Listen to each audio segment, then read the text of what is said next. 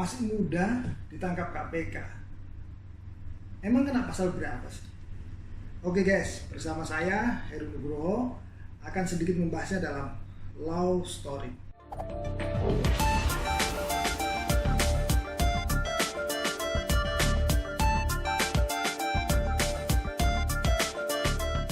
Nur Afifah Balqis tiba-tiba menjadi tenar dan ramai diperbincangkan netizen.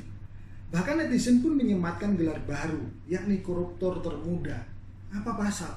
Ya, pasalnya Afifah menjadi tahanan KPK, Komisi Pemberantasan Korupsi termuda, akibat dari operasi tangkap tangan atau OTT bersama Bupati Penajam Pasir Utara, PPU Kalimantan Timur.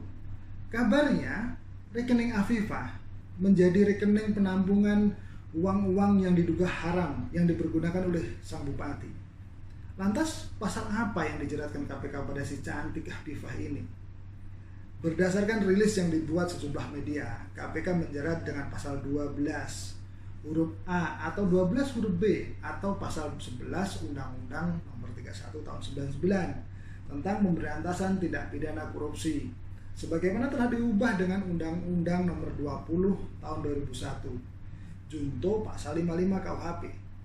Jika kita baca pasal 12 Undang-Undang Pemberantasan Tindak Pidana Korupsi ini, bisa disimpulkan merupakan pasal tentang gratifikasi atau suap, dan pelaku yang dijerat adalah pegawai negeri atau penyelenggara negara yang menerima hadiah dengan ancaman hukuman sedikitnya 4 tahun penjara hingga seumur hidup.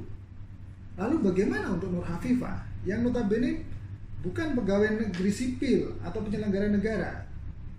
Betul, untuk itulah dalam keterangan persnya, aparat penegak hukum menyampaikan akan dijerat dengan pasal 12 huruf A atau huruf B atau pasal 11 Undang-Undang Pemberantasan Tipikor, junto pasal 55 KUHP, karena diduga peran aktif Nur Afifah dalam tindak pidana dimaksud sebagai bendahara dan sekaligus kepercayaan dari sang bupati dalam mengumpulkan pundi-pundi atau dana-dana yang diduga haram. Jadi, masuk ke pasal 55 KUHP ayat 1 yang dicermati sebagai berikut. Dipidana sebagai pelaku tidak pidana mereka yang melakukan, yang menyuruh melakukan, dan yang turut serta melakukan tindak pidana itu. Di dalam pasal 55 ini bisa dikategorikan ada 4 pelaku, yakni pelaku material atau pelaku itu sendiri atau plagiar. Kedua, pelaku yang menyuruh lakukan, don plagiar.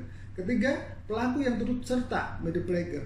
Dan keempat, pelaku penganjur, with locker. Penyidik di dalam proses pemeriksaan pasti akan mendalami peran pelaku atau tersangka yang sudah diamankan tersebut.